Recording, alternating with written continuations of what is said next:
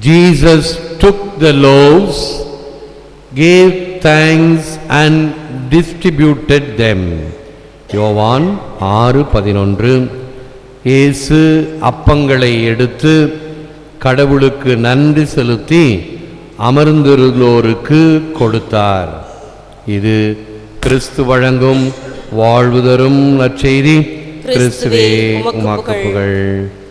இயேசுவில் அன்பானவர்களே, அன்பார்ந்த தொலைக்காட்சி விசுவாசிகளே,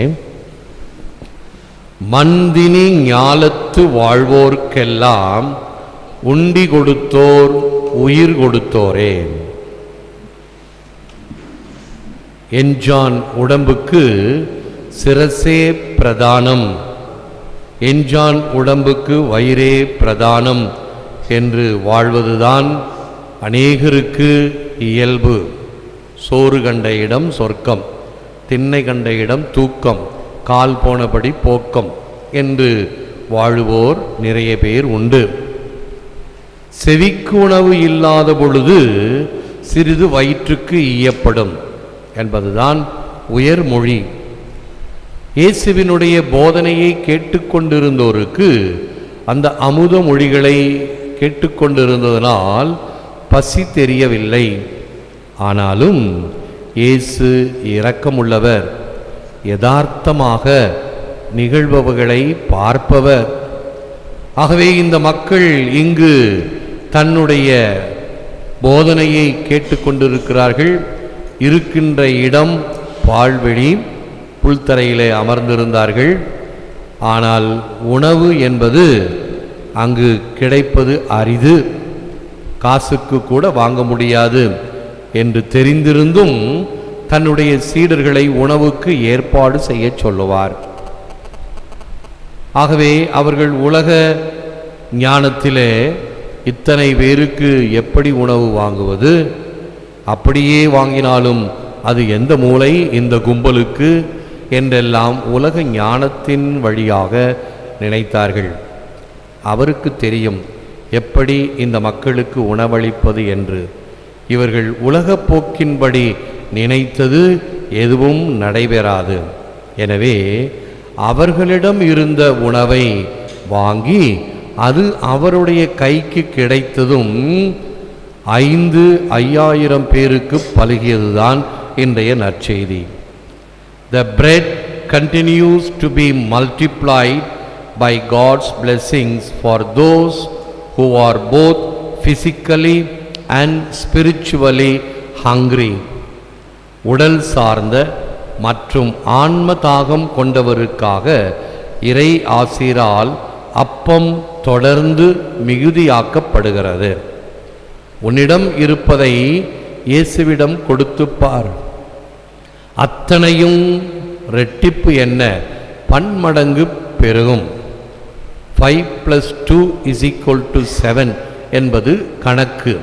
ஆனால் 5 + 2 + Jesus = 5,000 என்பதுதான் இயேசுவின் கணக்கு. இயேசுவிடம் கொண்டு வந்து ஒப்படைக்கப்பட்ட தனக்கென்று இருந்ததை சிறுவன் தாராளமாக தியாகத்தோடு பகிர முனைந்த பொழுது அது 5,000 பேருக்கு உணவாயிற்று என்பது நற்செய்தி. We and our talents are very little. We and our talents and Jesus are very much. நாமும் நமது திறமைகளும் மட்டுமே என்றால் அது மிகச் சிறியது. நாமும் நமது திறமைகளும் இயேசுவோடு சேர்ந்தால் அது மிக மிக அதிகம். With Jesus I am hero.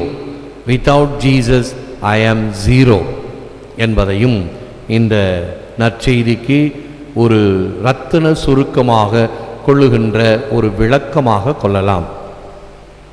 இயேசு இருந்தால் நிச்சயமாக எத்தகைய பிரச்சனைக்கும் தீர்வு உண்டு.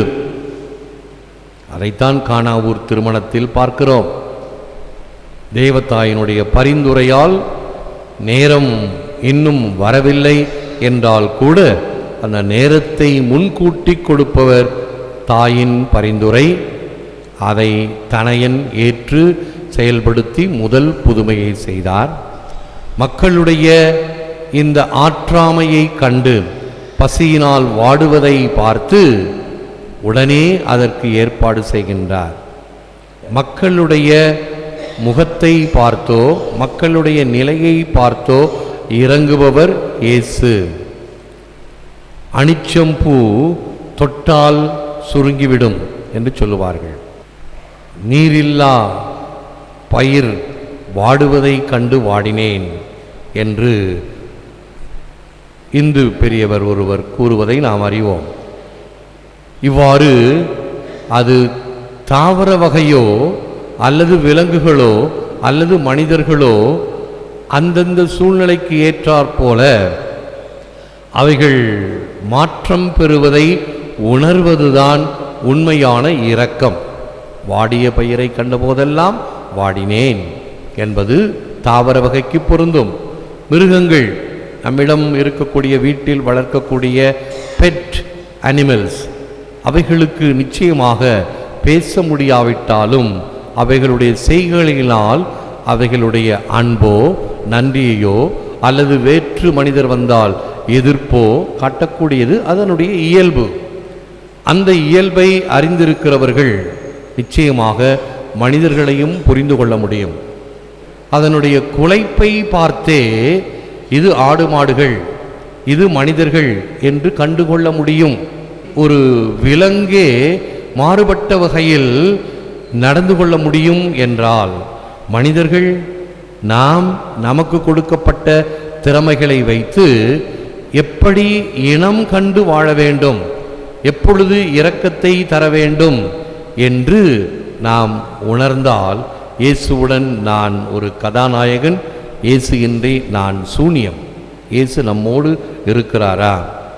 We never know what possibilities we are releasing when we bring someone to Jesus. இயேசுவிடம் அழைத்து வாருங்கள், அழைத்து வந்து பாருங்கள், அவர்களுடைய வாழ்க்கையிலே மாற்றத்தை ஏற்படுத்துவார்.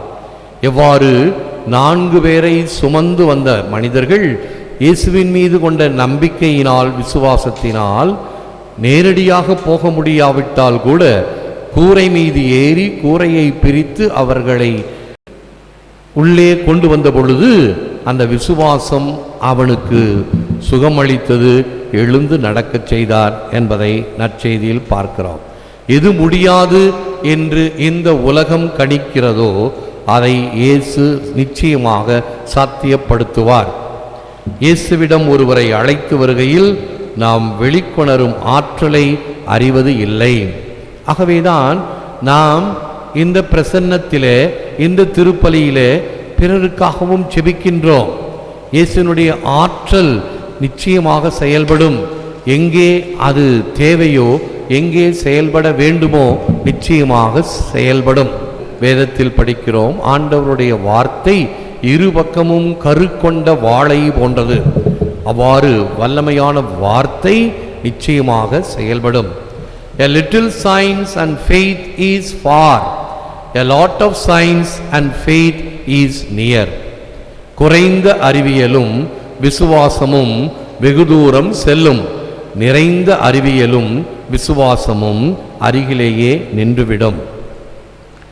விசுவாசம் அதிகமாக இருந்து கொஞ்சமான அறிவு, இதனால் நிச்சயமாக ஆண்டவருடைய அருளை அதிகமாக பெற முடியும். அந்த கூரை மீது இருந்து இறக்கி அந்த நிகழ்ச்சியை வைத்துக் கொள்ளலாம்.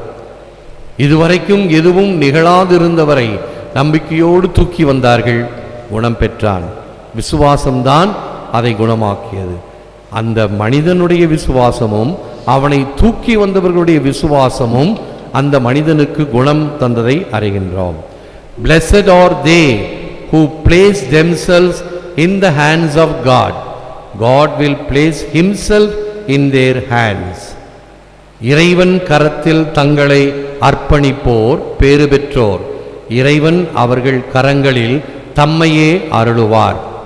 Put yourselves in the hands of Jesus.